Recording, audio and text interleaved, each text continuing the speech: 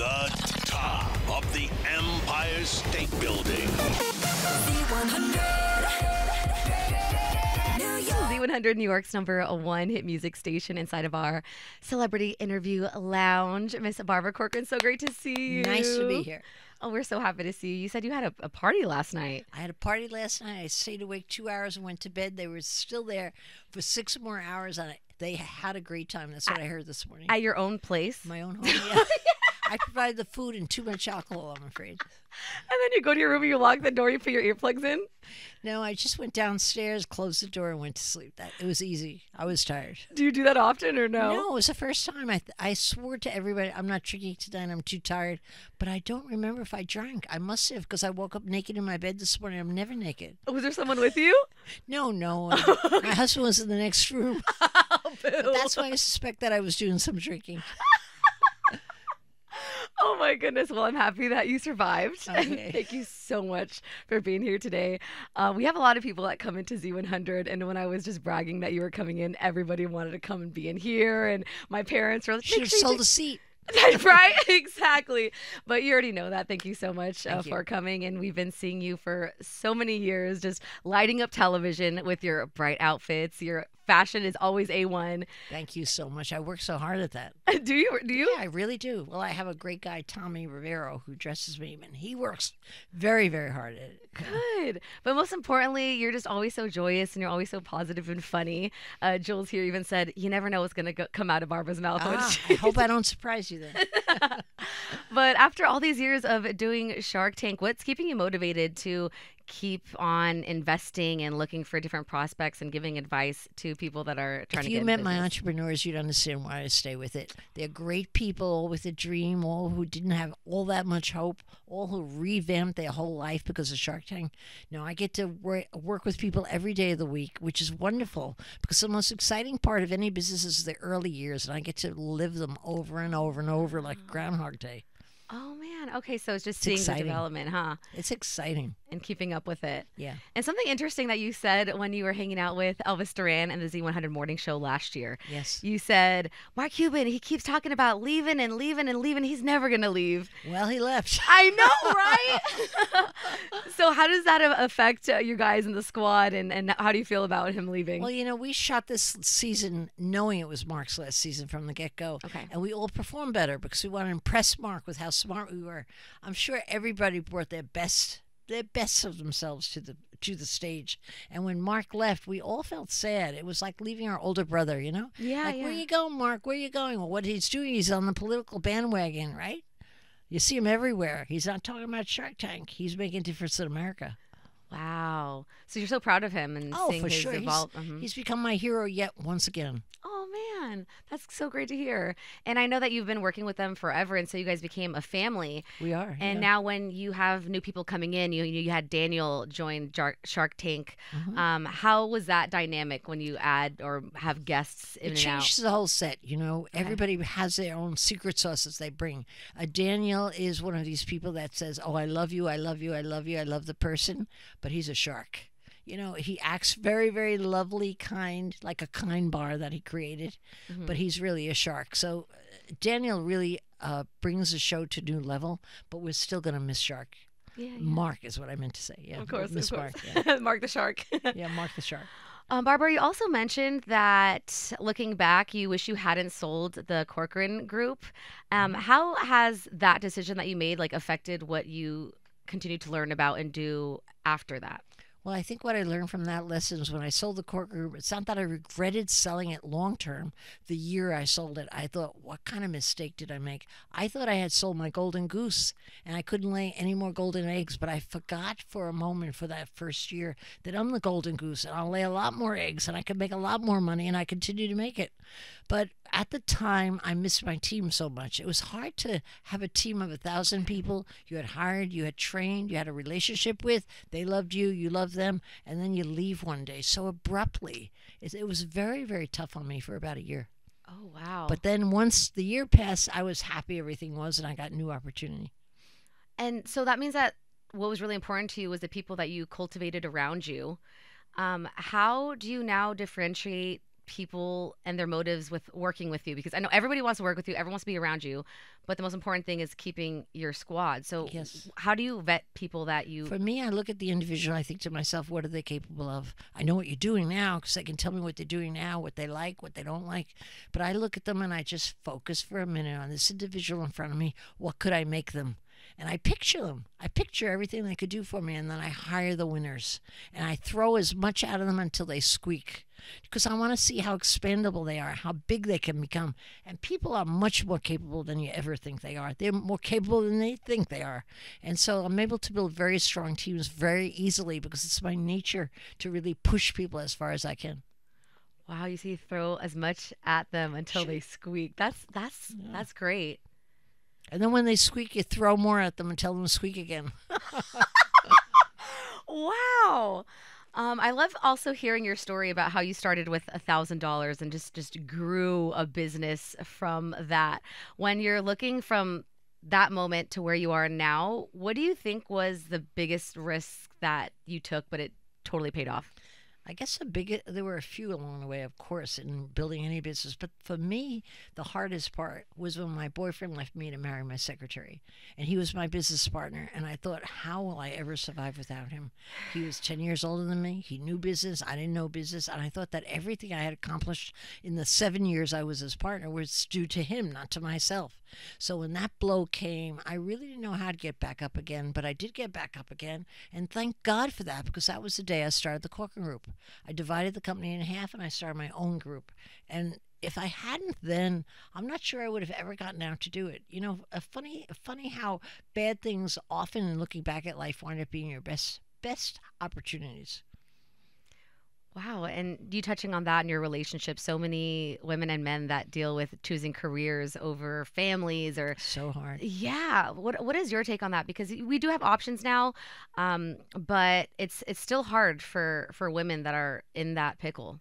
Very hard for women, because if you really think about it, the lion's share of running the household and the kids still falls on the shoulders of the women. People will say not, and men are more helpful, clearly, but it's the responsibility of the women. For me, I was lucky in that I built a business for 20 years having no children. I didn't have my first kid until I was 46, and at 46, I had a giant business already. So I had a lot of people to delegate to. I had a lot of help.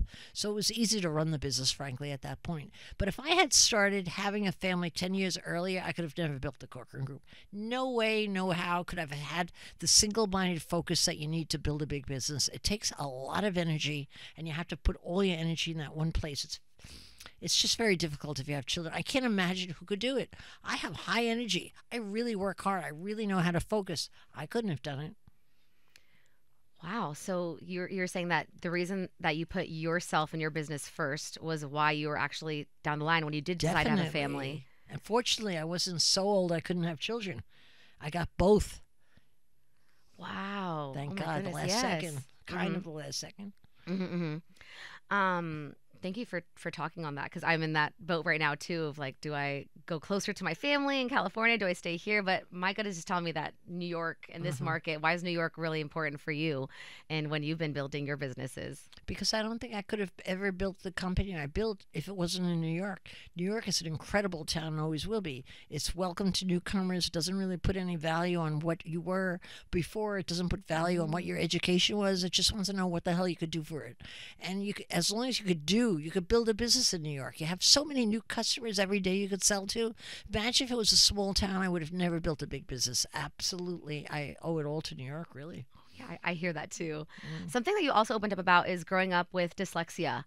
There's actually a lot of us that have to deal with that and different learning disabilities. So you saying that you were able to go through those challenges in school, you still, despite that, became hugely successful. What advice do you have for people that are also facing their own types of challenges, whether it's disabilities like that or health disabilities? There's always a flip side. Well, sometimes not with a health disability if it's really debilitating. But with dyslexia or any kind of a learning disability, there's always an upside to the downside. For me, I had the worst of dyslexia as a little kid because I was made fun of and I thought I was stupid and I didn't think I'd ever come out. But look what I got for it. I couldn't read or write, but I sure can talk. I make my living with my mouth. I don't have to read or write. right in anything that I do if I don't care to. I just think you have to, as a parent, as an individual, you have to look at what you have, stare it right in the face, and think, what's the flip side of this? What could I be really good at? And fortunately, I had a mom who pointed out that I had an incredible imagination, and she also said, "You're full of shit, Barbie. You're always throwing the shit around." And so I really was able to make a living doing exactly that, because I really believed I had a certain magic juice in me, and it wasn't about school, but it was all the stuff that I was able to find I was good at in the many jobs I held. Wow. And then also on top of that, we love seeing what you do on social media. You're always giving business advice and answering people's questions on there. People have questions, yeah. Yeah. What kind of questions, what do you think is the most important question that someone should ask in an interview that could really impress an employer? Because they always like to ask that at the end, like, do you have any questions for me? Well, I think the person going in for an interview should really examine the business and know everything about it before they go in. Nothing is worse than say, "Do you have any questions for me?" And you say no. What they want is a question. What you want to do is tap into one advantage that business has. I know your company, blah, blah, blah, blah, blah, and that's why I'm so excited to be here. I really hope you could take advantage of me. We had one person who interviewed at my company, and I heard a question for the first time that I've never heard before. It was a woman I was interviewing for a position. I didn't think I thought she was very capable in all the answers, but I looked at her and I thought, she talks too much. So she actually had the nerve to say to me, "Is there anything standing in the way of you hiring me?" at the end of the interview. I was shocked. I hadn't been asked that. I said, "Yeah, you talk too much." And then she said, "I know, my whole family says that, but let me tell you why that's an advantage to you." And she kept talking about why I was powerful, and I hired her on the spot. That's a good interview, right? I think that's probably the best closing question in any interview. Is there anything standing in the way? Because most people have an interview and they don't really have it conclusive. They say, "Well, we'll call you." Well, is there anything? It gives you a second shot at selling again. Wow. So what did she end up doing for you and your company? She's standing right there. She's my social media head. Hello. And believe me, she talks too much. Say something. What the heck? Wow, look at that. That's awesome. I was also told I talked too much when I was growing up, so you're fine. And now we're here hanging out with Barbara and C100. So look at that. Wow, that's amazing to hear. That's a really cool story. Yeah, it is. Really, and you've met so many different people with so many different talents. What do you think is the most surprising thing that someone taught you that changed the way that you look at business? To work for the person who's working for you. I learned that from a boss who treated me like, when I was working for him, like, "You're working for me." I felt like a slave. I was young and impressionable, and I really remember promising myself at 16, when I become a boss, because I knew I would, I'm not going to boss people around. I'm going to let them boss me around. And that's exactly what I did, and that's how you get loyalty. You just really want to go with everybody who's working for you and say, "What could I do for you lately? How can I help you? How can I make you feel better? How can I get you what you want in life?" You want to lay yourself out to support people that work for you. What you get in return for that is extreme loyalty, and people accomplish great things for you. They want to really be their best. Wow. You've seen so many different type of people that you've worked with, and that you worked for them over the years. Is there a trend that you've been excited to see on Shark Tank this season for those entrepreneurs? This season on Shark Tank, it was an unusual season, other than the fact that Mark was going to leave at the end of the season and we all performed better because he was leaving. It was our last chance. Aww. But in this season, we saw so many more entrepreneurs from grassroots America who had a simple idea that they were pitching, really needed the money, had nowhere else to turn, didn't have family and friends. So we saw poorer entrepreneurs that were more needy, and they were all characters, and they were far more interesting. They were great people we saw this season. Oh, wow. You'll see when you watch. You'll feel the difference. Yeah. Is there anything that you haven't tapped into yet that you're really passionate about, but just somehow like the stars have not aligned? Or do you think that you've tapped into mostly everything that you wanted to do? No, I would hope between now and when I'm dead, I would get some phenomenal lover who would make me very happy instead of just another husband. Or should they apply? Should they go into your DMs? Should we email Cheryl? Well, I haven't had much practice in the love compartment, so maybe I have a little time left. I think we can find you a few people, Barbara. Okay, fine. Oh my goodness. And also we're really excited to see that our Yankees are in the World Series. Are you supporting the Yankees this year? Very much. Who wouldn't? You have to go out of the city in shame if you're not. I know, right? They're going to win. I feel it in my bones. Okay. We're overdue. I know, right? Yeah, we are. Okay, tell me if this is a good bet I should take or not, because the sister station to Z100 in Los Angeles, yes, they told us that if the Yankees lose on our Jingle Ball, I'm going to have to put on a Dodgers jersey on stage at Madison Square Garden. Why would you take that bet on? That's what I'm What's asking the you. upside? Well, I think it would be the flip that if the The Yankees flip win, would be yeah. true. Sure, it's exciting. Take Yeah? a chance. Okay, take the chance. It's not going to kill you. Oh yeah, okay. We're gonna take the chance then because the Yankees are gonna win. And you're going to look cute in that uniform. You're so sweet. They're going to take a lot of pictures. You're the absolute best. Thank you so much for spending time with us at My OC 100's pleasure. Beverly Lounge, and we can't wait to watch this this season of Shark Tank Oh, you're again. going to love what you see. No doubt about it. Yes, Can I we got see- all the good businesses. You'll see that too. Yes. Every good one I got. And before we wrap, Barbara in Your Pocket. Let's talk about that. It sounds like a crazy name, but what it really is a clubhouse for entrepreneurs. I have a collection of entrepreneurs that come every week and speak to me, ask me questions, and ask how they could get ahead in their business. They present their problems, and I give them the solutions. Why I like that is I love helping people in business, so I could get to help a lot of people all at once. Okay, so we can subscribe to that. Yes, you and can. then it's kind of a one-on. It's a group. It's and a then, group, but one-on-one within the group, definitely. Wow. Okay, and where can we find that? At barbarainyourpocket.com. BarbaraInYourPocket.com. Thank you so much, Thank Barbara you so much. Corcoran. Bye-bye. Yes. From the top of the Empire State Building. C100.